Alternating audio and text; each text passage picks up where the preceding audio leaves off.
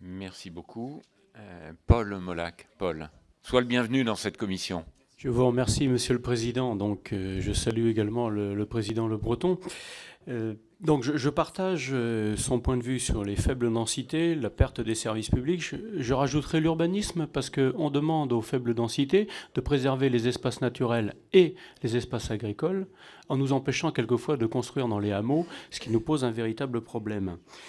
Je partage. Alors, par contre, j'ai été surpris de voir que les régions françaises continuaient leur déclin, ce qui m'a un peu inquiété. Je ne pensais pas, dans le rapport, j'ai lu ça effectivement, que la France et le Royaume-Uni étaient finalement les deux pays du Nord où les régions étaient plutôt en déclin, comme en Italie, en Espagne, où là, on s'explique bien pourquoi. Il y a une crise très sévère, mais chez nous, c'est un peu plus surprenant.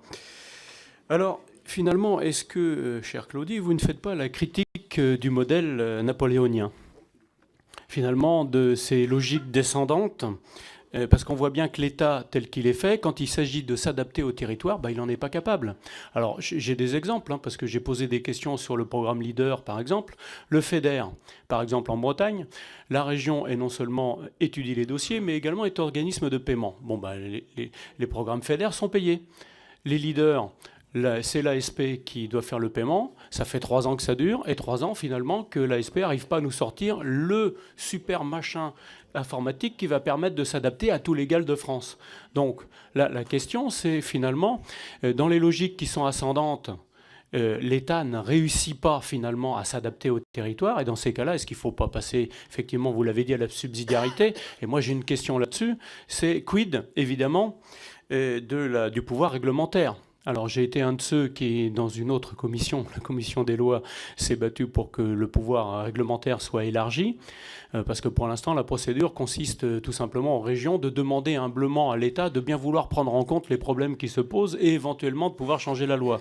C'est quand même un petit peu léger, et la Corse l'avait demandé une 50aine de fois, je crois qu'on lui a répondu 2 fois non, les 49 fois on ne lui a pas répondu du tout, parce que la Corse avait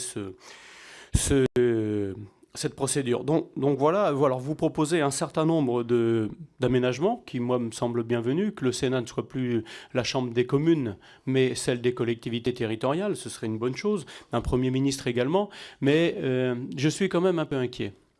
Parce que je vois bien que si nous avons quelques députés qui sont relativement éclairés et qui voient bien les problèmes qui se posent avec l'exaspération de nos concitoyens sur un certain nombre de règles et de tracasseries administratives, je constate que la technostructure, elle, essaye au contraire de garder tout son pouvoir. Et que là, on va avoir un problème, parce que entre ceux qui sont centralisateurs et la technostructure, je ne sais pas si nous arriverons à changer les choses sans arriver à un 1789, puisque vous savez bien qu'au XVIIIe siècle, ça faisait longtemps que l'administration royale parlait de faire des départements, et que finalement, c'est la République qui les a mis en place. Je vous remercie.